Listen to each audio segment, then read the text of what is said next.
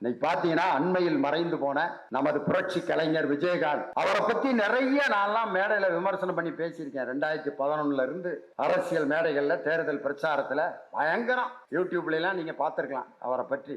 ஒரு முறை அவரு நானும் சந்திச்ச அந்த காட்சி கடலூர் மாவட்டத்துல குள்ளஞ்சாவடிங்கிற ஊர்ல தேர்தல் பிரச்சாரத்துல பேசிட்டு இருக்கேன். 7:20 இருந்து 7:50 வரைக்கும் எனக்கு அந்த இடத்துல டைம். MRK பன்னீர்செல்வத்தை ஆதரிச்சு பேச்சு. ஒரு 5000 பேர் கூடியிருக்காங்க. மைக்ல பேசிட்டு இருக்கேன். 7:50 கடந்தும் பேசிட்டு இருக்கேன். கூட்டம் கைதட்டி ரசிச்சு சிரிச்சிட்டு இருக்காங்க. 7:50க்கு விஜயகாந்த் பேசணும் அந்த இடத்துல வந்துட்டாரு. வந்துட்டு ஒரு 5-6 தேமுதிக தொண்டர்கள் நேரா வேனுக்கு பக்கத்துல வந்தாங்க. போச்சுரா, ஏதோ கலகம் பண்ண போறாங்க, அடிக்க போறாங்க, அல்லது ஏதோ பிரச்சனை ஆக போகுதுன்னு பயந்தேன். அப்படியே போலீஸ்காரங்களை எல்லாம் பார்த்தேன். அந்த தொண்டர்கள் வந்து சொன்னாங்க, கேப்டன் உங்களை தொடர்ந்து பேச சொல்றார். 7:50 இருந்து நீங்க எவ்வளவு நேரம் வேணாலும் பேசலாமா. அவர் இருந்து ரசிச்சு கேட்டுட்டு அப்புறம் வந்து பேசுறேன்னு சொல்றாரு. பேச்சை நீங்க நிறுத்த வேணாம், தொடர்ந்து பேசுங்கன்னு சொன்னாருன்னா நான் அதுக்கப்புறம் ஒரு 15 நிமிஷம் பேசின பிறகு அந்த இடத்துக்கு அவர் வந்து பேச வர்றப்ப எனக்கு வணக்கம் சொல்லி உங்க பேச்சு ரொம்ப அருமையா இருந்துச்சுன்னு அவரை விமர்சனம் பண்ணிய பேச்சை கூட ரசித்து எனக்கு வணக்கம் சொன்னார் அந்த விஜயகாந்த்ங்கிற அந்த மனிதர்.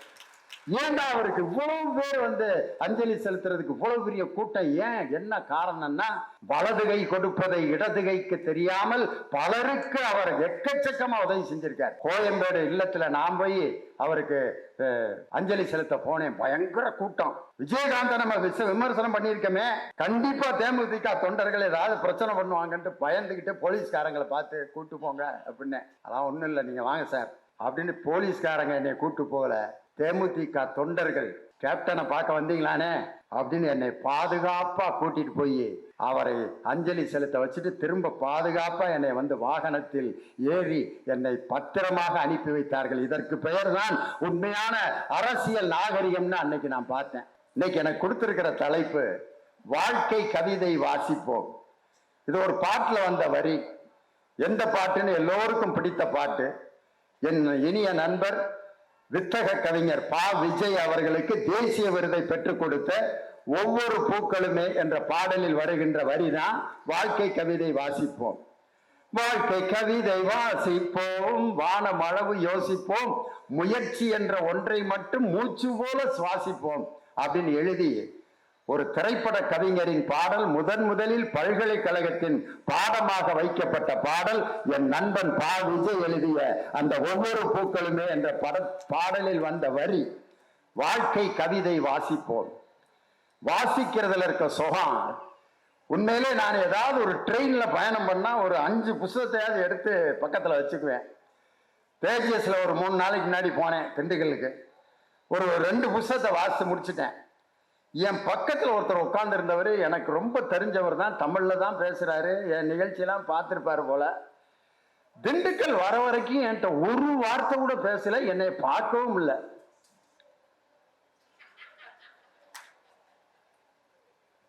நான் படிக்கிற புத்தகத்தை இப்படி ஒரு தடவை பார்க்குறாரு. அவர் என்னை பார்க்குறப்ப எனக்கு எப்படி இருந்துச்சுன்னா, இவன்லாம் ஒரு ஆளு பொழைக்க தெரியாம 3 புத்தகத்தை உட்காந்து படிச்சுட்டு இருக்கானேன்ட்டு. அவரு கொண்டு வந்த பையில என்னென்ன வச்சிருந்தாரு தெரியுமா? சீடை, தட்டை. காலையில 6 மணிக்கு பெலாச்சோளம் வாங்கிட்டு வந்திருக்காருயா. 6 மணிக்கு. இதப்போ ஏற்கனவே தேஜஸ்ல டிஃபன் வேற கொடுத்துக்கிட்டு இருக்கான். காஃபி கொடுக்குறேன், பிஸ்கட் கொடுக்குறேன், பிரெட் ஆம்லெட்டு, இதெல்லாம் சாப்பிட்றது போக எக்ஸ்ட்ரா ஃபிட்டிங்கு ஒரு மஞ்சள் பையில வச்சு ஒன்னொன்னா அடிச்சு நொறுக்கிட்டு பெலாப்பழம் சாப்பிட்டுட்டு கடைசியில பெலாப்பழத்தை சாப்பிட்டு ஒரு டீயை வர குடிச்சாரு பாருங்க. அப்பதான் பார்த்தேன், மனுஷனாயா நீயே? உன்னைய மாதிரி ஆளுக்கு தாயா சிவராமன் டாக்டர் அவசியம் தேவைப்படுறாரு. 6ல இருந்து 10:30 மணிக்குள்ள இவ்வளவு மேட்டரை தின்னு முடிச்சிருக்காரு. நான் படிச்சுக்கிட்டு இருக்கேன், அவர் சாப்பிட்டுக்கிட்டு இருக்காரு. அது மாதிரி அந்த தேஜஸ்ல ஒவ்வொரு பயணியையும் நான் அப்படியே ஒரு வாசிப்பு விட்டேன். ஒரு அம்மா வீடியோ காலில் போட்டு குடும்பம் முழுதுட்டையும் பேசிட்டு வருது. வீடியோ காலில் சொல்லு, படிக்க சொன்ன காலையில இருந்து ஏன் படிக்கல, ரெயின் போத சொல்லிக்காட்டு அப்படின்னு பக்கத்துல உட்காந்து குடும்பத்துக்கே இன்ஸ்ட்ரக்ஷன் கொடுத்துட்டு இருக்கு. அவங்க வீட்டுக்காரரு வைடி அப்படிங்கிறாரு. போடா நீ வேணா போ, நான் பிள்ளைகிட்ட பேசிட்டு தான் நான் ஆஃப் பண்ணுவேன்ட்டு ஒரு 60 பயணிகள் உட்கார்ந்துருக்காங்களே, அவங்க முன்னாடி நம்ம குடும்பம் நடத்திக்கிட்டு இருக்கோமே அப்படிங்கிற அந்த எதுவுமே இல்லாம குடும்பம் முழுவதும் வீடியோ காலில் பேசிக்கிட்டே இருக்குது. 50 பேர்த்திட்டேன். இன்னொருத்தர் அவர் இந்த சாப்பிட்ட முறையை பார்த்து நான் அசந்தே போனேன். பிரெட் ஆம்லெட்டை எப்படி சாப்பிடுவாங்க ஒவ்வொருத்தரும்? ஒரு பிரெட்டு இடையில ஆம்லெட் வச்சு கொடுக்குறேன். ஒருத்தர் பிரெட்டை ஒரு கடி விடுறாரு, ஆம்லெட் எப்படி கடிக்கிறாரு, பிரெட்டில் பாதி ஆம்லெட்டு, இப்படி ஒருத்தர் சாப்பிட்டுட்டு இருந்தார். அவர் எப்படி சாப்பிட்டாருன்னா, உண்மையிலே அப்படி ஒரு சாப்பிட்ற ஆளை நான் பார்த்ததே இல்லை. 2 பிரெட்டுக்கு இடையில இவ்வளவு பெரிய ஆம்லெட் அப்படி சொருகிட்டாரு. அவர் வாயே இந்த உலகம் தான் இருக்கு. அதை எடுத்து ஆணு திறந்த அம்புட்டி அப்படியே உள்ள வச்சு இப்படி கடிக்கிறாரு. முடியல, அவரால் முடியலன்னு தெரியுதில்ல. கொஞ்சம் கொஞ்சமா பிச்சு தின்னா என்ன, ஒரு 3 வாயில பிரெட் ஆம்லெட் முழுதையும் முடிச்சு விட்டார். ஒரு சாப்பிட்றத வச்சு ஒரு மனிதன் எப்படி வாழ்கிறானுங்கிறத நம்ம வாசித்திடலாம். ஒரு இட்லி சட்னி சாம்பாரை சில பேர் ஒரு கல்யாண வீட்டில் அந்த கூட்டு பொரியல் வச்சா முதல்ல அதை பூரா காலி பண்ணிடுவேன். வச்சவன் திரும்ப இவருக்கு வச்சமா இல்லையா, என்னடா ஊறுகாயும் வலிச்சு தின்ட்டாரு, உப்பையும் எடுத்து தின்னு விட்டாரு, இவருக்கு எதையுமே வைக்கல போல இருக்குன்னு திரும்ப 2ஆவது அதை வச்சுட்டு போறேன். அம்புட்டையும் அப்படியே எடுத்து முதல்ல டக்கு டக்குன்னு முடிச்சிடுறாரு. அது மாதிரி சில பேர் சாப்பிட்றத முதல்ல சாப்பாட்டை வாங்கினீங்கன்னா, இட்லி சட்னி சாம்பாரை வாங்கினோன்னா கொஞ்ச நேரம் அதை பாருங்க, முதல்ல பார்த்து ரசிக்கணும். அந்த இட்லி கலரு, அந்த தேங்காய் சட்னியோட ஒயிட் கலரு, அந்த கார சட்னி, அந்த சாம்பார், அதில் என்னென்ன போட்டிருக்கான், வெங்காயம் இருக்கா, முருங்கைக்காய் இருக்கா அப்படின்னு முதல்ல நம்ம சாப்பிட போகிறத ரசிங்க முதல்ல. சில பேர் இட்லியும் சாம்பாரும் வைக்கிறதுக்குள்ள 2 இட்லியை முடிச்சிருவாங்க. அப்படியே அப்படியே பிச்சு அந்த தொட்டு இதில் கொஞ்சம் அதில் கொஞ்சம் 3 சட்னிலையும் தொட்டு தொட்டு தொட்டு அப்படின்னா. அப்புறம் இந்த சில பேர் பார்த்தீங்கன்னா சாம்பாரை போட்டு இட்லியும் சேர்த்து குழப்பி அப்படியே அள்ளி குடிச்சுக்கிட்டு இருப்பேன். நான் அவன்கிட்ட சொன்னேன், எல்லாத்தையும் மிக்சியில் போட்டு அரைச்சு டம்ளரில் ஊற்றி குடிச்சிடுறேன். மனுஷனாடா நீ? ஒரு பொருளை எப்படி சாப்பிடணுங்கிறத வச்சு கூட ஒரு மனிதனை எப்படின்னு நம்ம வாசிடலாம். ஆப்பாயில் வாங்குவாங்க சில பேர், அதை எப்படி சாப்பிடுவான்னு தெரியுமா? சில பேர் ஆப்பாயில சில பேர் அப்படியே அப்படியே பொட்டில் மாதிரி மடிப்பேன். அழகா அப்படி பூ மாதிரி மடித்து அப்படி விடுவாங்க. கரெக்டாக முடிச்சுட்டு அப்படி நம்மளை ஒரு பார்வை பார்ப்பேன் வெற்றிகரமாக. எப்படி நம்மளை மாதிரி உலகத்தில் எவனுமே ஆப்பாயில் சாப்பிட முடியாதா அப்படிங்கிற மாதிரி ஒரு லுக்கு விடுவேன். சில பேர் இந்த மஞ்சள் கருவை வலிப்பேன். அதை பார்த்தோன்னே நமக்கு என்னடா இவன் ஒரு ஆப்பாயில் கூட திங்க தெரியாமல் சாப்பிட்றானேன்ட்டு மஞ்சள் கருவை வலிச்சு அப்படியே தின்பா. ஐயோ, நம்ம சொல்லியிருப்போம் ஆப்பாயில், அதை சொன்னோன்னு இவனால நம்ம அதை சாப்பிட்றதா வேணாமான்னு கூட முடிவில் அதை மஞ்சக்கருவை மட்டும் வலிச்சு சாப்பிட்டு ஒன்னொன்னா பிச்சு. சில பேர் ஆப்பாயில சாப்பிட தெரியாம இந்த வெள்ளைக்கருவை பிச்சு விட்டுருவான். அது ரசம் மாதிரி ஓடி இலையோட எண்டுக்கு போயிடும். எது? மஞ்சக்கருவோட அந்த லிக்விடு. அதை திரும்ப அங்கிருந்து வலிச்சு இங்கே கூட்டிட்டு வந்து பக்கத்தில் இருக்கணும் சாப்பிட விடாம கொடுமைப்படுத்தி ஒரு சாப்பிட்றத வச்சு ஒரு மனிதன் எப்படி வாழ்ந்து கொண்டிருக்கிறான் அப்படிங்கிறத நம்ம கணிச்சிடலாம். ஒரு கல்யாண வீட்டில் நமக்கு பக்கத்தில் உட்காந்து சாப்பிட்றவங்க சில பேர் பார்த்தா எதை எப்போ வாங்குறானே கண்டே பிடிக்க முடியாது. சாம்பார்ல இருந்து மோருக்கு போயிட்டு திருப்பி சாம்பார் கேட்கிறேன். அந்த பரிமாறுறவன் டேய் எதை எப்போதான்டா கேட்பேன்னு பாயாசம் சாப்பிட்டு அதுக்கப்புறம் ஊறுகாய் கேட்கிறேன். பாயாசத்தை முடிச்சுட்டு எதுக்குடா ஊறுகாய்னா கடைசியில் நம்மளுக்கு கொஞ்சம் சுருக்குன்னு இருந்தாதான் சார் சாப்பிட்ட மாதிரி இருக்கேன் அப்படின்ட்டு போகிறேன். இன்னும் சில பேர் இந்த புத்தக கண்காட்சிக்கு வர்ற ஆட்களை பார்க்கலாம். எல்லா ஸ்டால்லையும் புத்தகமாக வாங்குவாங்க, ஒன்றும் கூட படிக்க மாட்டான். போன வருஷம் வாங்கின புத்தகத்தை கூட வீட்டில் அடுக்கி வச்சிருப்பாங்க, அதை ஓப்பன் பண்ணியிருக்க கூட மாட்டேன். எதுக்குடா வாங்கினேன் அப்படின்னா, வாங்கணும்ல 10 பேருக்கு முன்னாடி நம்ம என்னென்ன புக்கு வாங்குறோம்ன்றத மற்றவன் பார்க்கணும் சார், அப்பதான் நம்மளை படிப்பாளின்னு மதிப்பாங்க அப்படின்னா. இதெல்லாம் மனுஷனா? முதல்ல கல்யாணம் முடிஞ்ச 6 வருஷம் சாந்தி முகூர்த்தமே பண்ணாத ஆளுக்கும் இவனுக்கு என்ன வித்தியாசம்? கல்யாணம் பண்ணி முதலிரவு இன்னும் ஒரு 6 வருஷம் கழிச்சு வச்சுக்கலாம்னு இருக்கேன் சார்னா மனுஷனா? இல்லை. புத்தகத்தை வாங்கிட்டா படிச்சிரு. இன்னும் சில பேர் புத்தகத்தை அம்பூட்டு ஸ்டாலையும் பார்த்துட்டு ஒண்ணு கூட வாங்காம போறவன்லாம் இருக்கான். இது பூரா யாருன்னா ஹோட்டல் கடையை வேடிக்கை பார்க்குறவன். எப்படியே பாப்பா இட்லி வச்சிருக்காங்களா, பூரி நல்லா இருக்க, தோசை இருக்கா, ரைட்டு, எல்லா லிஸ்டையும் பார்த்துட்டு சரி நாளைக்கு சாப்பிட்டுக்கோன்ட்டு எந்திரிப்பேன். அந்த சப்ளையர் எதுக்குடா உட்காந்த அப்படின்ட்டு. இன்னும் சில பேர் அம்புட்டையும் ஆர்டர் பண்ணி எதையுமே சாப்பிடாம ஒரு முடுண்டை வச்சுட்டு அம்புட்டை இலையில வச்சுட்டு, இல்லாட்டி சில பேர் பேக் பண்ணி வீட்டுக்கு எல்லாத்தையும் பேக் பண்ணிருங்கன்ட்டு ஃப்ரிட்ஜில் வச்சு 3 நாள் கழிச்சு குப்பையில் போட்டுக்கிட்டு இருப்பேன். ஆர்டர் பண்ணிட்டு சாப்பிடணும், புத்தகத்தை வாங்கினா படிக்கணும், புத்தகத்தை அப்படியே பார்த்துக்கிட்டே போயிட்டு இருக்கிற மாதிரி இது கண்காட்சி அல்ல. ஒவ்வொரு புத்தகத்தையும் நேசிப்பதும் வாசிப்பதும் தான் மனிதனுக்கு கிடைத்த ஒரு மிகப்பெரிய கொடை எது என்றால் புத்தகத்தை நேசித்து வாசிப்பது. கவிஞர் கந்தர்வனுடைய ஒரு கதை ஒண்ணு ஒரு 3 நாளைக்கு முன்னாடி படித்தேன். தான் அந்த கதையோட பேர். அந்த கவிஞர் கந்தர்வனுடைய கதைகள் இங்க இருக்கும், வாங்கி படிங்க. அவர் ஒரு ட்ரெஷரி ஆபீசர். அவர் கந்தர்வன் இறந்துட்டாரு. இப்ப அவர் அமரர், புதுக்கோட்டையை சேர்ந்தவர். எங்க தமிழ்நாடு முற்போக்கு எழுத்தாளர் சங்கத்தினுடைய மாநில தலைவராக இருந்தவர். ஆள் எம்ஜிஆர் மாதிரி ரொம்ப அழகா சிவப்பா இருப்பார். அந்த கந்தர்வனுடைய கதை தான் அந்த கதையோட பேர். அந்த கதையில் அவர் ஒரு ட்ரெஷரி ஆபீசரு. அவர் வெளியில டீ குடிச்சிட்டு அவங்க ட்ரெஷரி மக்களோட வெளியில இன்னும் ஒரு 10 மணிக்கு டீ குடிச்சிட்டு இருக்கார். அப்போ ஒரு வயசான பெரியவரை கூட்டிட்டு ஒரு அம்மா பென்ஷனுக்காக அந்த ட்ரெஷரி ஆபீஸ்க்கு வருது. படி மேலே ஆபீசரை போய் பார்க்க போனோம். அந்த படியில் அந்த அம்மா அவர் அப்படியே தவழ்ந்து தவழ்ந்து அப்படி கூட்டிட்டு போகுது. அவரும் அப்படியே அந்த அம்மாவை தோளில் பிடிச்சி அப்படியே 4 படியில் ஏறி ஆபீசர்கிட்ட போய் ஏதோ ஒரு அப்ளிகேஷன் கொடுக்கறதுக்காக போறாங்க. லாஸ்ட் படியில் போறப்ப அவர் தடுமாறி கீழே விழுந்துடுறாரு. அப்படியே உருண்டு கீழே விழுகிறாரு. அந்த அம்மா பதறி கீழே அதே மாதிரி ஒடியாந்து அவரை கத்துது. உடனே ட்ரெஷரியில் வேலை செய்கிறவங்க எல்லாரும் அவர் அப்படியே உடனே கூட்டி என்னம்மா அப்படின்ட்டு, ட்ரெஷரி ஆஃபீஸராக இருந்த அந்த கந்தர்வன் அப்போ புதுக்கோட்டையில் அரசு மருத்துவக் கல்லூரியெலாம் கிடையாது, தஞ்சாவூர் மருத்துவக் கல்லூரி மருத்துவமனைக்கு அவரை கூட்டிகிட்டு போய் அவருக்கு மருத்துவம் பார்த்துட்டு ராத்திரி வரைக்கும் அவர் கூடயே இருந்துட்டு, அவருக்கு நிறைய ரத்தம் போயிருச்சுன்னு சொன்னோன்னே ஏன் ரத்தத்தை எடுத்துக்குங்க அப்படின்னு அவருடைய ரத்தத்தை கொடுத்துட்டு, அந்த ட்ரெஷரி ஆஃபீஸர் நான் வெளியில் வந்தேன், ரத்தம் கொடுத்துட்டு ரொம்ப சோர்வாக நான் வெளியில் வந்தேன். ராத்திரி ஒரு 10 மணி இருக்கான். சாத்துக்குடி விற்கிற கடைக்கு பக்கத்தில் ஒருத்தன் அழுக்கு வேட்டியை பொத்தி தூங்கிட்டு இருந்தான். அவனை எழுப்பி, பா ஒரு சாத்துக்குடி ஜூஸ் இருந்தால் போடுறியா, போட்டு தர்றையா அப்படின்னு எந்திரிச்சு அந்த நேரத்தில் அந்த மிக்சியை பிட்டப் பண்ணி சாத்துக்குடியெல்லாம் வெட்டி ஜூஸ் அப்படியே அந்த திருகி போட்டு சுகர்லாம் போட்டு ஒரு சுத்த சாத்துக்குடியில் அவருக்கு அப்படியே போட்டு கொடுத்துருக்கான். கொடுத்துட்டு அவன் அவர் முகத்தை பார்த்துட்டு கேட்டிருக்கான், ரத்தம் கொடுத்தியா சாமி அப்படின்னு கேட்டிருக்கான். ஆமையா, ஒரு பெரிய ஒரு சோகம்லாம் போயிட்டாரு, அவருக்கு ரத்தம் கொடுத்தேன்.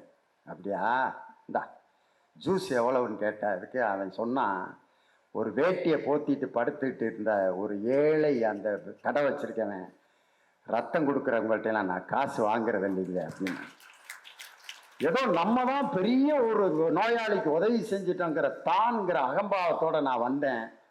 ஆனால் ரோட்டில் அந்த அழுக்கு வேட்டியை பொத்திட்டு படுத்திருந்தவனுடைய மனதில் இருந்த மனித நேயம் என் தான் என்ற அகங்காரத்தை சுட்டு எரித்ததுன்னு எழுதியிருக்காரு கவிஞர் கந்தர்வன். இப்படிப்பட்ட புத்தகங்களை நம்ம படிக்கணும். இந்தியா ஏமாற்றப்படுகிறதுன்னு ஒரு புத்தகம் படித்தேன். ஐயா சொன்ன அந்த விஷயம் அதில் இருக்கு. நம்ம சிவராமன் சார் சொன்ன விஷயம். ஒரு மருத்துவத்துறை சம்பந்தமான ஒரு சின்ன செய்தியை, ஒரு தவறான செய்தியை சமூக வலைதளத்தில் பரப்புனதுனால எவ்வளவு உயிர்கள் செத்து போச்சு அப்படிங்கிறத புள்ளி விவரத்தோட கொடுத்துருக்காங்க. ரூபெல்லாங்கிற ஒரு நோய்க்கான தடுப்பூசியை போட்டால் 25 வயதிலேயே அவருக்கு ஆண்மை குறைவு ஏற்பட்டுவிடும், குழந்தை பிறக்கும் வாய்ப்பே இருக்காது அப்படின்னு பரப்பி விட்டான். அந்த செய்தியை போட்ட உடனே 10 நிமிடங்கள்ல கிட்டத்தட்ட 25 லட்சம் பேர் பார்த்துட்டாங்க. ஏன்னா இப்படிப்பட்ட செய்தி தான் உடனே பரவுது. அந்த செய்தியை பார்த்தவுடன் நிறைய பேர் பரவி அந்த ஊசியை போடாம விட்டு, அந்த ஊசி போடாததால் கிட்டத்தட்ட ஆயிரக்கணக்கான பேர் இறந்து போனார்கள். இப்படி அந்த சமூக வலைதளத்தில் பரப்பப்படுகின்ற செய்திகள் மனித உயிர்களை கொள்கிறது அப்படின்னு சொல்லி இந்தியா ஏமாற்றப்படுகிறதுன்ற ஒரு நூல்ல இது அத்தனையும் தொகுத்து ஒருத்தர் எழுதியிருக்கார்.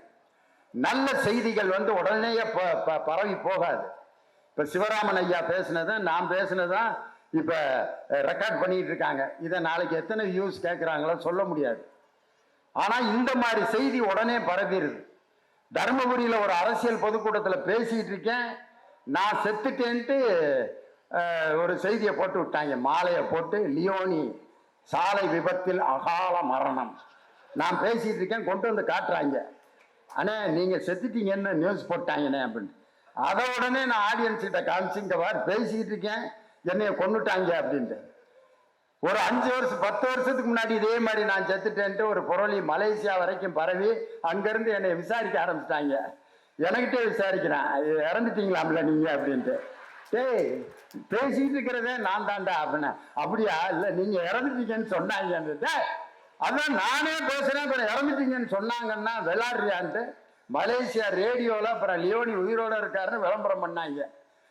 அப்படி ஒரு செய்தி வந்தோம்னா அன்னைக்கு முத்தமிழறிஞர் டாக்டர் கலைஞர் உயிரோட இருந்தார். அப்ப அவர்கிட்ட போய் தலைவரே இப்படி ஒரு நியூஸை போட்டு விட்டாங்க தலைவரே பேப்பர்ல எல்லாம், வேதனையா இருக்குங்க தலைவர் என்னதுக்கு அவர் சொன்னார், என்னையும் இதே மாதிரி 5 தடவை கொலை பண்ணியிருக்காங்க, நான் நல்லா தான் இருக்கேன், இந்த செய்தி வர வர நீ நல்லா வாழ்ந்துகிட்டே இருப்ப, போயிட்டு வா அப்படின்னு சொல்லி அனுப்புனார். அது மாதிரி இந்த மாதிரி புத்தகங்களை தொடர்ந்து நம்ம வாசிக்கணும். வாழ்க்கை கவிதை வாசிப்போம், வாழ்க்கையே நம்ம நேசிக்கணும். முதல்ல இன்னைக்கு பல விஷயங்களை நம்ம இழந்துட்டு அதை தேடி தேடி அலைஞ்சிக்கிட்டு இருக்கோம். வீட்டுல அம்மாட்ட அம்மா நல்ல ரோஸ்டா தோசை நெய் ஓட்டு சுட்டு கொடுமா அப்படின்னு நாங்கெல்லாம் எங்க அம்மாட்ட சின்ன பிள்ளையில தொந்தரவு பண்ணோம். இப்ப ஹோட்டல்ல போய் வீட்டு தோசை மாதிரி சின்னதா ஊத்தி குடியா அப்படிங்கிறான். அப்ப நாங்க கேட்ட நெய் தோசை இன்னைக்கு எப்படி மாறிடுச்சுன்னா வீட்டு தோசை. அதுக்கு ஒரு பேர் வச்சிருக்காங்க, அதுக்கு பேர் என்னது? கல் நைஸ். கல் நைஸ் வீட்டு தோசை மாதிரிங்க, கல் நைஸ், எண்ணெய் ஊத்தாம கொடுங்க அப்படிங்கிறான். வீட்டு தோசையை ஹோட்டல்ல போய் கேட்டுக்கிட்டு இருக்கான். இன்னைக்கு எங்க பார்த்தாலும் மரச்சக்கு எண்ணெய், இங்கேயே ஆட்டி தரப்படும் அப்படின்ட்டு செக்க வச்சு அங்கனே நம்ம முன்னாடியே ஆட்டி கொடுத்துட்டு இருக்கான். மண்பானை சமையல், வீட்டு சமையல், மெஸ், இதுதான் இன்னைக்கு ஓடிக்கிட்டு இருக்கு. என்ன காரணம்னா அதை நோக்கி நம்ம இன்னைக்கு போய்கிட்டு இருக்கோம். வாழ்க்கையில பல விஷயங்களை இழந்துட்டோம். வீட்டுக்கு வர்றவங்களை வாங்க எப்படி இருக்கீங்கன்னு கேட்கறது கூட இன்னைக்கு மனுஷனுக்கு நேரம் இல்லை. உட்காந்து டிவி பார்த்துட்டு இருக்கான், ஒரு கூட்டமே வருது, மாமே வீடு உள்ள காலிங் பெல் அடிக்கிறாரு,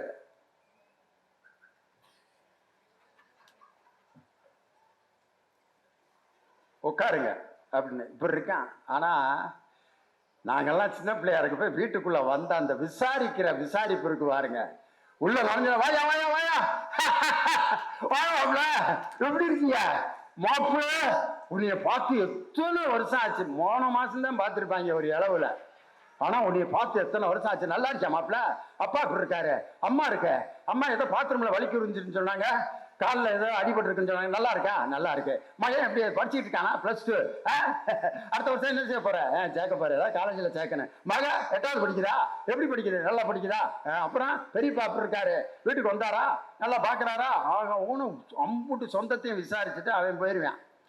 கொஞ்ச நேரம் கழிச்சு அந்த வீட்டில் இருக்க பெரியவர் வருவாரு, வா மருமனே நல்லா இருக்கியா, அப்பா எப்படி இருக்காரு, நல்லா இருக்கு, அம்மா பாத்ரூம்ல வலிக்கு விழுந்துருச்சுன்னு காலில் அடிபட்டு இருக்குன்னு சொன்னாங்களே எப்படி இருக்கு, நல்லா இருக்குங்க, நல்லா இருக்கு, ஃப்ராக்சரா இல்லை தசை சுடிப்பா, என்ன ஃப்ராக்சர்னு தெரில, தசை பிடிப்புன்னு தெரில, இப்போ தான் எக்ஸ்ரே எடுத்திருக்கான், ட்ரீட்மெண்ட்டு நடந்துக்கிட்டு இருக்கு, விட்டு வந்தான். பையன் என்ன படிச்சுக்கிட்டு இருக்கேன், அவன் திருப்பி +2 படிச்சுட்டு இருக்கேன், அடுத்த வருஷம் என்ன சேர்க்க போகிறேன், காலேஜில் சேர்க்க போகிறேன். மக 8ஆம் கிளாஸ் படிக்குதுங்க, எந்த ஸ்கூலில், இந்த ஸ்கூலில் படிக்குது, அப்படியா, பெரியப்பா அப்படி இருக்காரு, நல்லா இருக்காரு, வீட்டில் எல்லாம் நல்லா இருக்காருல்ல, அவர் போயிடுவார். திடீர்னு ஒரு சின்ன பையன், தாத்தா நல்லா இருக்கியா, பாட்டி பாத்ரூம்ல வலிக்க விழுந்துருச்சாம்ல, நான் என்னடா நான் இத்தனை பேத்துக்குதான் சொல்றது கம்ப்யூட்டர் மாதிரி அப்படின்னு அம்பூட்டு பேத்துக்கிட்டே சொல்லி கடைசி அந்த அம்மா வரேன், ஏனே நல்லா இருக்கானே, வீட்டில் பாட்டி பாத்ரூம்ல நல்லா இருக்கேன், நல்லா இருக்கேன்டா, நல்லா இருக்கேன்னு சொல்லியே நான் நல்லா இல்லாம போயிடுவேன் போல இருக்கேன், ஏன்டா ஒரு 50 பேராடா ஒரே நேரத்தில் விசாரிப்பீங்கன்ட்டு. அந்த 50 பேரும் விசாரிக்கிற விசாரிப்பு, உட்கார்ந்து பேசுற அந்த கலகலப்பு, பேசி சிரிக்கின்ற அந்த நகைச்சுவைகள், ஒருவர் கிண்டல் பண்ணிட்டு இருக்கிற அந்த கிண்டல்கள் கேலிகள், தாய் மாமே மகன் அத்தை மக மாமக கொழுந்தியா இந்த ரூட்டை கொடுக்கறது கிண்டல் பண்றது, இதெல்லாம் காணவே காணாமையா கல்யாண வீட்டுல. கொழுந்தியான்னு ஒருத்தர் சொந்தம், ஒருத்தர் சிரிக்கிறார் பாருங்க, 2-3 கொழுந்தியா இருக்கும் போல இருக்கு அவருக்கு. அந்த கொழுந்தியாளுகள்கிட்ட பேசுற சுகம் இருக்கு பார்த்தீங்களா, என்ன கொழுந்தியார நான் ஒன்றும் கவனிப்பே இல்லை, ஆமா, எங்க அக்கால கொடுத்தது அதிகம். இதுல நாங்க வேற ஆக்கம். உங்க அக்கா குழம்பு வச்சா நீ இப்படி ரசம் வச்சு தர மாட்டியாக்க. ஆமா, ரசத்தை கொண்டு வந்து கொதிக்க வச்சு உங்க முகரையில ஊத்த நான் ஊத்து, அப்படியாவது ஊத்து, கொஞ்சம் சாப்பிட்டுக்கிருவான் அப்படின்னு அந்த மாமாவும் கொழுந்தியாலும் பேசிக்கிறது. அத்தை மகளும் அத்தை மகனை கிண்டல் பண்ணிக்கிறது. இந்த நகைச்சுவை பேச்சை எங்கனையாவது கேட்போமா அப்படின்னு நானும் தேடி தேடி பார்க்கிறேன். ஒரு இடத்துல கூட இல்லையே ஐயா. எல்லாம் சைலண்டா இருக்கேன். வீட்டுல சொந்தக்காரங்க வந்திருக்கிறதுக்குரிய அறிகுறியே இல்லை. நல்லா இருக்கீங்களா? மகனை கூப்பிடுறாரு. டேய் மாமாடா, வணக்கம் சொல்லு. மாமாடா. Hi hi uncle. அவர் என்ன எடுத்தோன்னா அசிங்கமான ஒரு வார்த்தையை சொல்கிறேன். ஆயினா நம்ம ஊரில் வேற இல்லை, என்னைய போய் அப்படி சொல்கிறானே ஹாய் அங்கிள் அப்படின்ட்டு போயிடுற. மகன் ஏன் பேச மாட்டாரா? இவ்வளவு பேசினதே அதிகம். ஹாய் அங்கிள்னு சொன்னானே அது வரைக்கும் நீங்கள் கொடுத்து வச்சுருக்கீங்கன்னு அர்த்தம். வாயை தர. அப்படி அமைதியாக போய் அவன் ஒரு ரூமுக்கு போயிடுறான். மகளை கூப்பிட்றாரு. மக நல்லா டான்ஸ் ஆடும். இங்கே மாமாவுக்கு ஆடிக்காட்டு. ஆடு பாப்பா. பாட்டை போடவா? நீங்க வேணா ஆடி காட்டுங்க அப்படின்ட்டு போயிடுச்சு. அவர் வர வரைக்கும் 3 மணி நேரம் ஆடிக்கிட்டு இருந்திருப்பாங்க. ஆனா இவர் அந்த மாமாட்டை ஆட சொன்னதுக்கு அது பாட்டுக்கு இப்படி பார்த்துட்டு அப்படி போகுது. இந்த கலகலப்பான பேச்செல்லாம் போச்சு. எனக்கு குருநாதராக இருந்த என்னுடைய பெரும்புலவர் ஐயா ராமசாமி இப்போ அண்மையில் ஒரு 2 ஆண்டுகளுக்கு முன்னாடி தான் இறந்து போனார். தஞ்சாவூரில் தமிழாசிரியர், என்னை பேச வைத்த தமிழாசிரியர் அவர். அவரை என்னுடைய டீம்ல ஒரு 5-6 இடத்துல நிகழ்ச்சி பேச கூட்டி போனேன். ஒரு நாள் காரில் அவர் நானும் வந்துக்கிட்டு இருக்கான். அவர் தம்பி நிறைய ஃபாரின்க்கெலாம் போகிறீங்களாம்ல? ஆமாங்கய்யா, நிறைய ஃபாரின் போகிறீங்க. நீங்கள்லாம் ஃபாரின் போங்க, கொஞ்சம் வண்டியை நிறுத்துப்பா அப்படின்ட்டு நான் கொஞ்சம் யூரினாவது போயிட்டு வந்துடுறேன் அப்படின்னாரு. எனக்கு அதில் இருந்த ஒரு ஏக்கம். லியோனிக்கு சொல்லி கொடுத்த ஒரு வாத்தியார் இது வரைக்கும் ஒரு ஃப்ளைட்டில் ஒரு ஃபாரினுக்கு நான் போனதில்லை அப்படிங்கிற ஒரு ஏக்கம். மேடையில் பேசும்போது அதை வெளிப்படுத்தினார். லியோனி பல நாடுகளுக்கெல்லாம் சென்று வந்தவர். பல நாடுகளிலே அவர் பேசியிருக்கிறார். நானும் பல நாடுகளிலே பேசியிருக்கிறேன். ஒரத்த நாட்டில் பேசியிருக்கிறேன், வல்ல நாட்டிலே பேசியிருக்கிறேன் அப்படின்ட்டு அவரும் பல நாட்டில் பேசியிருக்கிறேன்ட்டு அவர் பாப்பா நாட்டில் பேசியிருக்கேன், ஒரத்த நாட்டில் பேசியிருக்கேன், வல்ல நாட்டில் பேசியிருக்கேன்ட்டு பல நாடுகளில் பேசியிருக்கிறேன்னார்.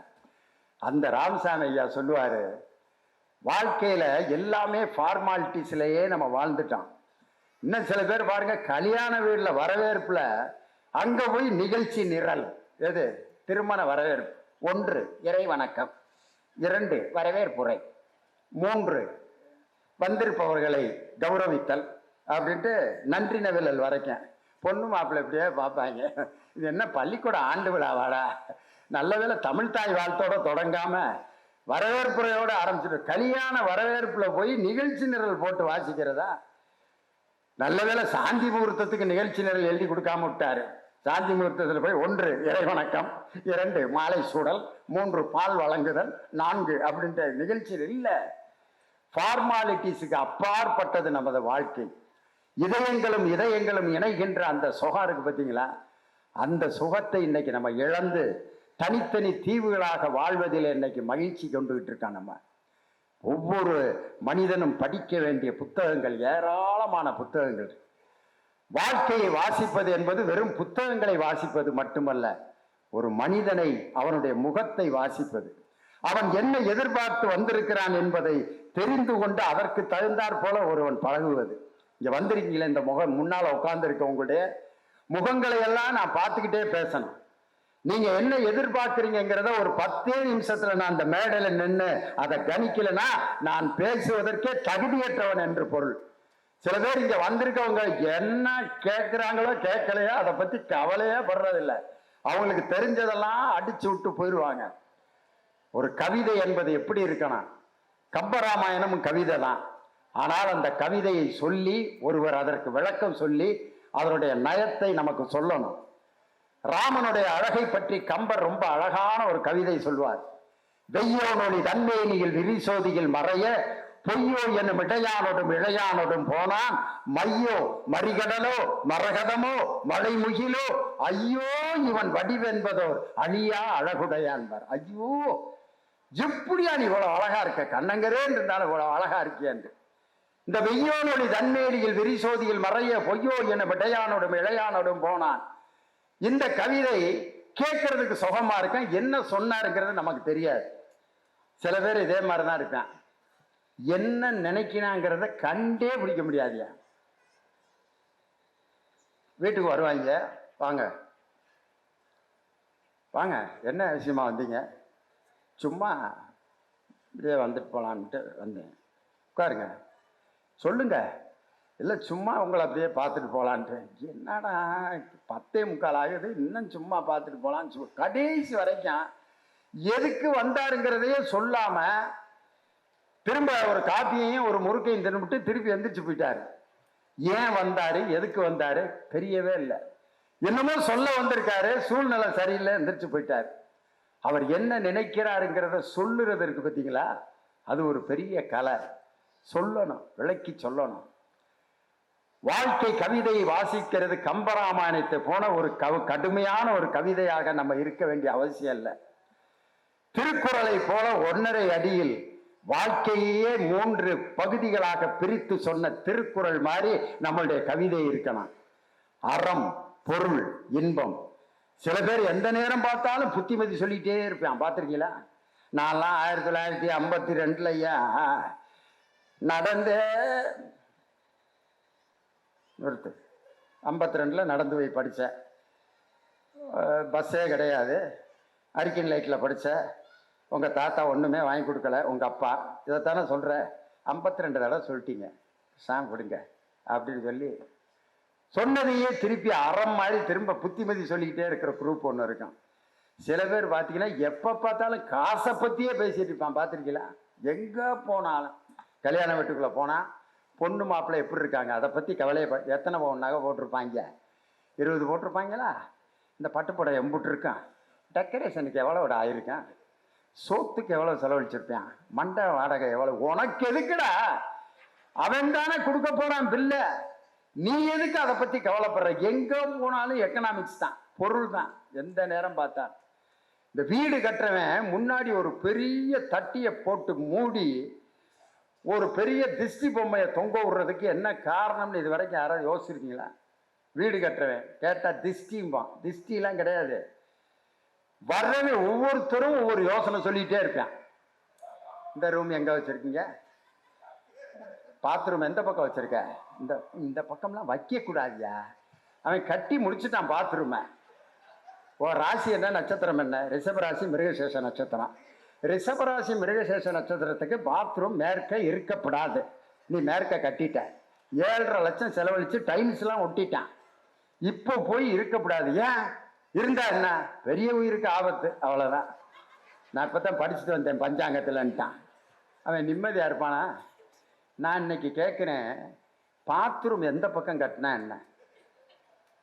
பாத்ரூமில் எப்படி திரும்பி உட்காந்தாலும் எது எங்கேருந்து வரணுமோ அதை தவிர வேற ஏதாவது வரப்போதா? மேற்க திரும்பி உட்காந்தாலும் அதுதான், கிழக்க திரும்பி உட்காந்தாலும் அதுதான், வேற என்னையா? என்னையா இதுல போய் ஒரு ஐடியாவா? இது அந்த ரூமை இப்படி மாத்து, இந்த ரூமை இப்படி மாத்து, கதவை அங்கிட்டு வை, கதவை இந்த பக்கம் வைக்கப்படாது, இது அந்த மூளை இந்த மூளை, அக்கினி மூளை வாயு மூளை இப்படின்னு போட்டு அவன் கட்டினவனை போட்டு உழப்பி கார்பெண்டரை கொண்டு வந்து கதவை இந்த பக்கம் மாத்திட்டு இருப்பான். திடீர்னு இன்னொருத்த வருவான், இந்த பக்கம் ஏன்டா வச்சா கதவை, நான் கதவே வைக்கிறடா போடா அப்படின்ட்டு கதவை எடுத்துட்டு சாக்க தொங்க போட்டுருவான். ஊருப்பை எம்பிட்டு ஐடியாவா கொடுப்பீங்கன்னு. அதனாலதான் வீடு கட்டுறதுக்கு முன்னாடி ஒரு பெரிய தகரத்தை மறைச்சு கட்டி முடிச்ச பிறகுதான் தகரத்தை ஓப்பன் பண்றேன். இந்த ஐடியா கொடுக்குறவங்களாலதான். இது பூரா பொருள். சில பேர் பார்த்தீங்கன்னா இன்பம் மாதிரி எந்த நேரம் பார்த்தாலும் சந்தோஷமாவே இருக்கணும்ட்டு இளவு வீட்டில் கூட போய் அங்கே உட்காந்து ஜோக் அடிச்சுக்கிட்டு இருப்பான். சில பேர் அவ்வளோ பேர் அழுதுகிட்டு இருப்பாங்க, அங்கே உட்காந்து ஜோக் அடிச்சுட்டு இருப்பான். இளவு வீட்டில் நடந்த ஒரு சமாச்சாரம், எல்லாம் உட்காந்து அழுதுகிட்டு இருப்பாங்க. திடீர்னு எல்லாம் தூக்கியாச்சு, தூக்கி கொண்டு போய் அவரை சுடுகாட்டு கிளம்பிட்டாங்க. தூங்க தூங்க, ஐயோ விட்டு போயிட்டோமா பெரியப்பா, அப்பா அப்பா அம்மா அப்பா அம்மான்னு அழுதுகிட்டு இருக்கேன். ஒருத்தன் மொபைலில் பாட்டு, நல்லா அழுதுட்டு எல்லாம் அனுப்பி வைக்கிறப்ப மானே ஒரு நான் மல்லிகைப்பூ கொடுத்தான் அடியாத்தி இளவு வீட்டுல எல்லாம் அழுது தூக்கிட்டு இருக்கப்ப மொபைல்ல இந்த பாட்டு பாடணுன்னு முன்னால தூக்கிட்டு இருந்த 2 பேரும் அப்படி சிரிக்க ஆரம்பிச்சிட்டேன். அந்த இடத்துல போய் அந்த இடத்துல நம்ம எப்படி இருக்கணுமோ அந்த இடத்துல அப்படிதான் இருக்கணும். இன்னைக்கு பாருங்க, இந்த வாழ்க்கை கவிதை வாசிப்போம்ங்கிறதுல நான் இன்னைக்கு சொல்ல வந்த விஷயம், ஏதாவது ஒரு கொள்கையில் நாம் நிலைத்திருப்பது மட்டுமல்ல, மற்றவர்களுடைய கொள்கையை மதிப்பது. நான் ஒரு மதத்தில் இருந்தாலும் இன்னொரு மதத்தினுடைய கொள்கைகளையும் அதனுடைய நடைமுறைகளையும் மதிப்பது. நான் ஒரு அரசியல் கட்சியில் இருந்தாலும் இன்னொரு அரசியல் கட்சியின் கொள்கைகளை மதிப்பது, நேசிப்பது. அந்த கொள்கையின் மீது இருக்க விமர்சனத்தை நம்மை கொள்கை ரீதியாக மேடையில பேசலாமே ஒழிய அதில் இருக்கும் தனி மனிதர்களை நாம் துன்புறுத்துவதோ அவமானப்படுத்துகின்ற பேச்சுதான், இதைத்தான் சொல்றான் அரசியல் நாகரீகம் என்று. தந்தை பெரியாருக்கும் ராஜாஜிக்கும் இருந்த அந்த அற்புதமான நட்பும் உறவும், ராஜாஜி இறந்த போது பெரியார் கொடுத்த அந்த அறிக்கையை வாசிச்சா, ராஜாஜி என்பவர் இந்த நாட்டுக்கு மிகவும் அவசியமான ஒரு தலைவர். எல்லோரும் அமர்ந்து சாப்பிடுகின்ற சமபந்தி போஜனத்தை முதலில் சட்டமாக்கிய மனிதனே ராஜாஜி என்ற அந்த மனிதன் தான் பெரியார் அவரை பாராட்டி அவர் இறந்த பிறகு இரங்கல் கவிதை எழுதியிருக்கார். இப்படித்தான் அரசியலில் எதிரும் புதிருமாக இருந்தவர்கள் ஒருவரை ஒருவர் மதிப்பது என்பது இன்னைக்கு ரொம்ப முக்கியமானது. இன்னைக்கு அதுல பாத்தீங்கன்னா நமது தமிழக முதல்வர் இசை பல்கலைக்கழகத்தில் பி. சுசீலா அம்மாவுக்கு டாக்டர் பட்டம் கொடுத்தாங்க. சுசீலா அம்மா பாட்டை ரசிக்காதவங்க யாருமே இருக்க முடியாது. அப்படி ரசிக்க முடியலன்னா அவன் உயிரோடு இருக்கிறதுல அர்த்தமே இல்லை. பேசாம இப்பயே எலிமருந்தை வாங்கி குடிச்சிட்டு இறந்துடலாம். அந்த அம்மாவோட பாட்டு அடாடாடாடா, முருகன் பாட்டை கேட்டா நம்ம முருகன் கோயிலுக்கு போகணும் போல இருக்கும். அப்படி இருக்கு அந்த அம்மாவோட பாட்டு. சொல்ல சொல்ல இனிக்குதடா முருகா உள்ளமெல்லாம் உன் பெயரை சொல்ல சொல்ல இனிக்குதடா முருகா. தேசிய விருது வாங்கின பாட்டு. அந்த சுசிலா அவர்களுக்கு டாக்டர் பட்டம் கொடுத்த அந்த நிகழ்ச்சியில தமிழ்நாடு பல்கலைக்கழகங்களில் வேந்தராக முதலமைச்சர் தான் இருக்க வேண்டும் என்று சட்டம் இயற்றினார் முன்னாள் முதலமைச்சர் அம்மையார் ஜெயலலிதா. அவர்களை நான் மனதார பாராட்டுகிறேன் என்று இன்றைய முதல்வர் நம் தளபதி ஸ்டாலின் முன்னாள் முதல்வரை பாராட்டி அந்த சம்பவத்தை பார்த்து இதுதான் அரசியல் நாகரிகம் என்று எல்லோரும் பாராட்டினாங்க. இதுதான் நாம் எந்த கொள்கையில் இருந்தாலும் மற்றவற்றை மதிப்பது. ஹிந்தி அப்படிங்கிற அந்த மொழியை நாம் யாரும் எதிர்க்கல. ஹிந்தி மொழி, ஹிந்தி பேசுகின்ற மக்களுக்கு அது தாய்மொழி. அந்த மொழி பேசுகின்ற மக்களை மதிக்கிறோம், அந்த மொழியை நம்ம நேசிக்கிறோம். நமக்கு தெரியாது, நம்ம ரசிக்காத ஹிந்தி பாட்டா எம்புட்டு பாட்டு ரசிச்சிருக்கான். நானே மேடையில் பாடி எத்தனை பாட்டுக்கு பிரைஸ் வாங்கியிருக்கேன். மேரே சபுனோ கி ராணி கப் ஆயேகி தூ ஆயே ருத்து மஸ்தானி கப் ஆயேகி தூ அப்படின்னு இந்த பாட்டை பாடி, ஹிந்தியே தெரியாது எனக்கு, ஆனா ஹிந்தியை அருமையா பாடுவேன். பாபி பாட்டை பாடி அன்னைக்கெல்லாம் காலேஜ் பிள்ளைகள்கிட்ட பாபி அந்த ஏஜில் இருக்கவங்களுக்கெல்லாம் தெரியும். காலேஜ் பிள்ளைய சேர்ந்துச்சுன்னா லியோனி அந்த பாட்டை பாட வைட்டான்னா அப்படியே ஜாமுன் அந்த பெல் பாட்டம் பேண்ட்டை போட்டுக்கிட்டு பெரிய ரிஷி கபூர் மாதிரி பாபி காலர் வச்ச சட்டை ஸ்டெப் கட்டிங் அப்படி போட்டு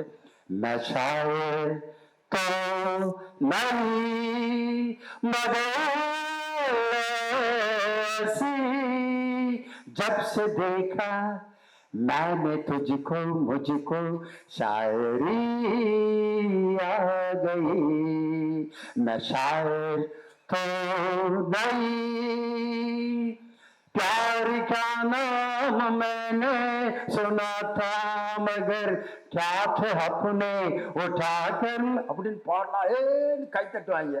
ஹிந்தி பாட்டை நான் ரசிக்கிறேன், கேட்கிறேன். ஹிந்தி மொழிக்கு நாம் எதிரி அல்ல.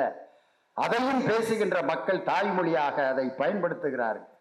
ஹிந்தியை நம்ம படிக்க வேணான்னு யாரும் சொல்லல. தமிழ் மொழியின் மீது ஹிந்தி திணிக்கப்படுவதைத்தான் ஒவ்வொரு தமிழனும் எதிர்க்கிறானே ஒழிய ஹிந்தி மொழிக்கு நாம் எதிரியே இல்லை. இன்னைக்கு பாடநூல் கழகத்தின் சார்பாக ஹிந்தியை முதல் லாங்குவேஜா வச்சிருக்கிற மாணவர்களுக்கு ஹிந்தியில புத்தகம் அடிச்சு நாங்க கொடுத்துட்டு இருக்கோம். ஹிந்திக்கு எதிரி அல்ல, ஹிந்தி திணிப்புக்குத்தான் நாம் எதிரி.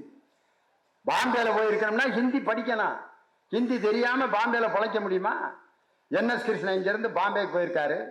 போய் ஒரு ஹோட்டல்ல போய், தம்பி பால் பால், அவன் பாம்பேல இருக்க சப்ளையருக்கு பால்னா என்னன்னு தெரியல. கே சார், கே பால், கே பால், பால் பால் பால் பால் பால்ங்கிறாரு. அவனுக்கு புரியல. பார்த்தாரு NS கிருஷ்ணன். பேப்பர் அப்படின்னு ஒரு பேப்பரை வாங்கினாரு. மாட்டை வரைஞ்சு, மாட்டு மடியை வரைஞ்சு பால்னு பீச்சி இருக்காரு. அப்புறம் கொண்டு வந்திருக்கான் பால். 8 மணிக்கு கேட்ட பால் 12:45 தான் வந்து சேர்ந்துருக்கு. அங்க போய் தூத்துங்கிற வார்த்தை தெரியலன்னா ஹோட்டல்ல பால் வாங்கி சாப்பிட முடியாது. ஹிந்தி தேவைன்னா நம்ம படிச்சுக்கலாம். ஹிந்தி மொழியை நாம் மதிக்கிறோம். ஆனால் தமிழ் மொழிக்கு மீறி நீ தமிழை விட ஹிந்தியைத்தான் படிக்க வேண்டும் என்று திணிக்கப்படுவதைத்தான் ஒவ்வொரு தமிழனும் எதிர்க்கிறான் என்பதை இந்த நேரத்தில் நாம் தமிழராக இருந்தாலும் ஹிந்தி என்ற மொழியை மதிப்பதற்கு பார்த்தீங்களா, இதுதான் தமிழன் உலகத்திற்கு கற்றுக் கொடுத்த மிகப்பெரிய நாகரிகம். நான் ஒரு மதத்தில் இருந்தாலும் இன்னொரு மதத்தை மதிப்பது என்பது மிகப்பெரிய இன்னைக்கு காலத்தினுடைய கட்டாயம். மெல்லிசை மன்னர் MS விஸ்வநாதன் முகமது பின் துக்ளக்குங்கிற படத்துக்கு மியூசிக் போடுறாரு. அதுல முதல்ல பாடக்கூடிய ஒரு டைட்டில் சாங், அந்த பாட்டை அருமையா கவிஞர் எழுதிட்டார். அல்லாஹ் அல்லாஹ் நீ இல்லாத இடமே இல்லை. அந்த பாட்டை முகமது ரஃபி பாடினா நல்லா இருக்கும்ட்டு ஐடியா கொடுத்துருக்காங்க. முகமது ரஃபியை பாட சொல்லி எல்லாம் அவருக்கு எல்லாம் பேசி வர வைக்கியாச்சு.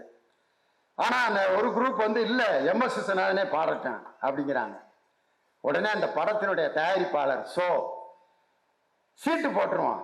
முகமது ரஃபி, MS விஸ்வநாதன் 2 பேரையும் பேர் எழுதி சீட்டை போட்டு யார் பேர் வருதோ அவரை பாட வச்சிடலாம் அப்படின்ட்டு சீட்டு போட்டு எடுத்தா MS விஸ்வநாதன் வந்துச்சு.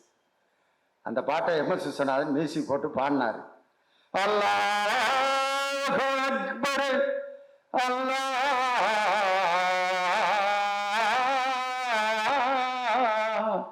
நீ இல்லாத இடமே இல்லை, நீதானே உலகின் எல்லை. அல்லாஹ் அல்லாஹ் தின்றான் அல்லாஹ் அல்லாஹ். உடலுக்கு 9 வாசல், மனதுக்கு 80 வாசல், உயிருக்கு உயிராய் காணும் ஒரு வாசல் பள்ளி வாசல். அல்லாஹ் அல்லாஹ். இவ்வளவு பெரிய விபூதி, இவ்வளவு பெரிய குங்குமத்தை வைத்து கொண்டு MS விஸ்வநாதன் பாடி அந்த இஸ்லாமிய பாடல் அனைத்து இஸ்லாமியர்களாலும் பாடப்பட்டது, வரவேற்கப்பட்டது. இப்படி அவர் ஒரு மதத்தில் இருந்தாலும் இன்னொரு மதத்தை மதிப்பது, நான் ஒரு அரசியல் கட்சியில் இருந்தாலும் இன்னொரு அரசியல் கட்சியை மதிப்பது, அவர்கள் மீது இருக்க விமர்சனத்தை சொல்வது, ஆனால் அவர்களையும் மதிப்பது என்பதுதான் உண்மையான உலகத்திற்கு தமிழன் கற்றுக் கொடுத்த நாகரிகம். இன்னைக்கு பார்த்தீங்கன்னா அண்மையில் மறைந்து போன நமது புரட்சி கலைஞர் விஜயகாந்த், அவரை பற்றி நிறைய நான்லாம் மேடையில் விமர்சனம் பண்ணி பேசியிருக்கேன். 2011 இருந்து அரசியல் மேடைகளில், தேர்தல் பிரச்சாரத்தில் பயங்கரம். யூடியூப்லாம் நீங்கள் பார்த்துருக்கலாம் அவரை பற்றி. ஒரு முறை அவர் நான் சந்தித்த அந்த காட்சி கடலூர் மாவட்டத்தில் குள்ளஞ்சாவடிங்கிற ஊரில் தேர்தல் பிரச்சாரத்தில் பேசிகிட்டு இருக்கேன். 7:20 7:50 வரைக்கும் எனக்கு அந்த இடத்துல டைம். MRK பன்னீர்செல்வத்தை ஆதரித்து பேச்சு. ஒரு 5000 பேர் கூடியிருக்காங்க. மைக்கில் பேசிகிட்டு இருக்கேன். 7:50 கடந்தும் பேசிட்டு இருக்கேன். கூட்டம் கைதட்டி ரசிச்சு சிரிச்சிட்டு இருக்காங்க. 7:50க்கு விஜயகாந்த் பேசணும் அந்த இடத்துல வந்துட்டார். வந்துட்டு ஒரு 5-6 தேமுதிக தொண்டர்கள் நேராக என் வேனுக்கு பக்கத்தில் வந்தாங்க. போச்சுரா, ஏதோ கலகம் பண்ண போகிறாங்க, அடிக்க போகிறாங்க, அல்லது ஏதோ பிரச்சனை ஆக போகுதுன்னு பயந்தேன். அப்படியே போலீஸ்காரங்களையெல்லாம் பார்த்தேன். அந்த தொண்டர்கள் வந்து சொன்னாங்க, கேப்டன் உங்களை தொடர்ந்து பேச சொல்கிறார். 7:50 நீங்கள் எவ்வளோ நேரம் வேணாலும் பேசலாமா, அவர் இருந்து ரசித்து கேட்டுட்டு அப்புறம் வந்து பேசுகிறேன்னு சொல்கிறாரு. பேச்சை நீங்கள் நிறுத்த வேணாம், தொடர்ந்து பேசுங்கன்னு சொன்னாருன்னொன்னே நான் அதுக்கப்புறம் ஒரு 15 நிமிஷம் பேசின பிறகு அந்த இடத்துக்கு அவர் வந்து பேச வர்றப்ப எனக்கு வணக்கம் சொல்லி உங்க பேச்சு ரொம்ப அருமையா இருந்துச்சுன்னு அவரை விமர்சனம் பண்ணிய பேச்சை கூட ரசித்து எனக்கு வணக்கம் சொன்னார் அந்த விஜயகாந்த்ங்கிற அந்த மனிதர். ஏன்டா அவருக்கு இவ்வளவு பேர் வந்து அஞ்சலி செலுத்துறதுக்கு இவ்வளவு பெரிய கூட்டம்? ஏன், என்ன காரணம்னா, வலது கை கொடுப்பதை இடது கைக்கு தெரியாமல் பலருக்கு அவர் எக்கச்சக்கமா உதவி செஞ்சிருக்கார். கோயம்பேடு இல்லத்துல நான் போய் அவருக்கு அஞ்சலி செலுத்த போனேன். பயங்கர கூட்டம். விஜயகாந்தை நம்ம விமர்சனம் பண்ணியிருக்கோமே, கண்டிப்பா தேமுதிக தொண்டர்கள் ஏதாவது பிரச்சனை பண்ணுவாங்கன்ட்டு பயந்துக்கிட்டு போலீஸ்காரங்களை பார்த்து கூட்டு போங்க அப்படின்னு. அதான் ஒன்றும் இல்லை, நீங்க வாங்க சார் அப்படின்னு போலீஸ்காரங்க என்னை கூட்டு போகல. தேமுதிக தொண்டர்கள் கேப்டனை பார்க்க வந்தீங்களானே அப்படின்னு என்னை பாதுகாப்பா கூட்டிட்டு போய் அவரை அஞ்சலி செலுத்த வச்சுட்டு திரும்ப பாதுகாப்பா என்னை வந்து வாகனத்தில் ஏறி என்னை பத்திரமாக அனுப்பி வைத்தார்கள். இதற்கு பெயர் தான் உண்மையான அரசியல் நாகரிகம்னு அன்னைக்கு நான் பார்த்தேன். அங்க நடந்த ஒரு சம்பவம். உள்ள போயிட்டு அவங்க விஜயகாந்த் ஐயாவோட மனைவி பிரேமலதா அம்மாட்ட போய் கையை பிடிச்சி மா அப்படின்ட்டு நான் ரொம்ப கண்ணெலாம் கலங்கி பேசிகிட்டு இருக்கேன். அப்போ ஒரு அரசியல் தலைவர் ஒருத்தர், அவர் பேரை சொல்ல விரும்பல, வேலூர்காரர், அவர் வந்து பிரேமலதா என் கூட தான் படிச்சிச்சு, ஆக்சுவலி என் நல்லா டான்ஸ் ஆடும், அங்கே வந்து பேசிகிட்டு இருக்காருயா, நல்லா டான்ஸ் ஆடும், அருமையா பாட்டு பாடும், எப்படி பாடும் தெரியுமா அப்படின்னு. மனுஷனா யாரு? ஏன் வீட்டுக்காரரை இறந்து கொடுத்துட்டு உட்காந்துருக்கு, டான்ஸ் ஆடும் பாட்டு பாடும்னு இங்கே வந்து அறிமுகப்படுத்துறேன்ட்டு. உண்மையிலே எனக்கு அந்த இடம் வேற இடமா இருந்தால் அந்த ஆளை சப்புன்னு அரைஞ்சிருப்பேன். இடம் பொருள் ஏவல் தெரியாம அங்க வந்து பேசிட்டு இருக்காரு. இது எல்லாத்தையும் மீறி நடந்த ஒரு சம்பவம். அந்த மனிதருக்கு முழு அரசு மரியாதை கொடுத்து அவருடைய இறுதிச் சடங்கிலே தமிழக முதல்வர் கலந்து கொண்டதுதான் அரசியல் நாகரிகத்தின் உச்சகட்டமாக எல்லோரும் அதை பாராட்டினார்கள். அப்படிப்பட்ட ஒரு நாகரிகம் அன்னைக்கு வேணும்.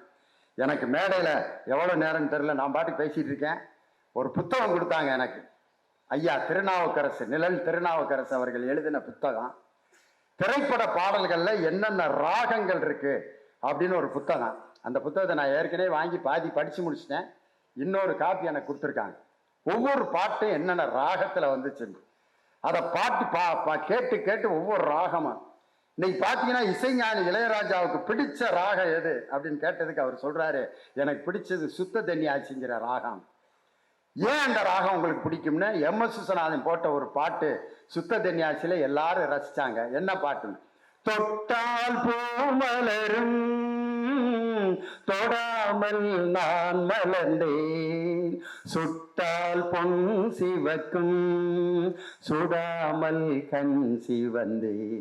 இந்த சுத்த தன்யாசி ராகம் எனக்கு பிடிக்கும். அதனாலதான் நான் நிறைய பாட்டு அதே ராகத்துல போட்டேன்னு. என்னென்ன பாட்டு போட்டீங்கன்னு கேட்டோன்னா அவர் வரிசையா ஒரு லிஸ்ட் கொடுக்குறாரு. சிறு பொன்மணி அசையும் அதில் தெரிக்கும் புது இசையும், இரு கண்மணி பொன்கிமைகளில் தாளலயம், மாஞ்சோலை கிளிதானோ மாந்தானோ வேப்பந்தோப்பு குயிலும் நீதானோ, இவள் ஆவாரம் புதானோ இசை தேன் தானோ, சலங்கைகள் இசை தேன் தானோ, மாஞ்சோலை கிளிதானோ சிறு பொன்மணி. அந்த பாட்டு மாதிரி விழுந்து இதயம் நுழைந்து உயிரில் கலந்த உறவே, சுத்த தன்யாசி ராகம். இப்ப 80 வயசுல ஒரு பாட்டு பாடியிருக்காரு. வழிநடுக காட்டு மல்லி யாரும் அத பார்க்கலையே, எனக்கா பூத்தது காட்டுக்குள்ள, வருமா வருமா வீட்டுக்குள்ள. ஒரு திரை இசையில் கூட இப்படி அழகான ராகங்களை நாம் ஏற்றி அதை பாடி ரசிக்க முடியும் சொல்லி அதற்கென்று ஒரு புத்தகம். அந்த புத்தகம் இன்னைக்கு ரொம்ப எனக்கு அருமையா பயன்படுது. ஜேசுதாஸ் பாட்டோட தொடங்கினேன், ஜேசுதாஸ் பாட்டோடையே முடிப்போம். எப்படி ஹிந்தி என்ற மொழி நமக்கு இன்னொரு மொழியை நம்ம மதிக்கிறோமோ அதே மாதிரி சமஸ்கிருதம் தமிழுக்கு இணையான ஒரு பழமையான மொழி. நிறைய மந்திரங்கள் சமஸ்கிருதத்துல தான் சொல்லப்படுது. ஆனா அந்த மொழி நமக்கு புரியாமல் இருக்கிறதுனால அந்த மொழியினுடைய மந்திரம் நமக்கு தேவையில்லை. தமிழ் மொழியில மக்கள் சாமியை கும்பிடுங்கன்னு சொல்றோம். ஆனால் அந்த சமஸ்கிருதத்தில் எழுதப்பட்ட ஒரு பாடல் இன்னைக்கு ஐயப்பன் கோயில்ல அந்த கோயில் சாத்தும் போது பாடப்படுகின்ற பாடல், ஐயப்பனை தாளாட்டுகின்ற பாடல். ஹரிவராசனம் விஸ்வமோகனம் சரணகீர்த்தனம் ஆராத்ய பாதுகம் அருவிமர்த்தனம் நித்யநர்த்தனம் ஹரிஹராத்மஜம் தேவமாத்ரயே. சரணமையப்பா சுவாமி சரணமையப்பா.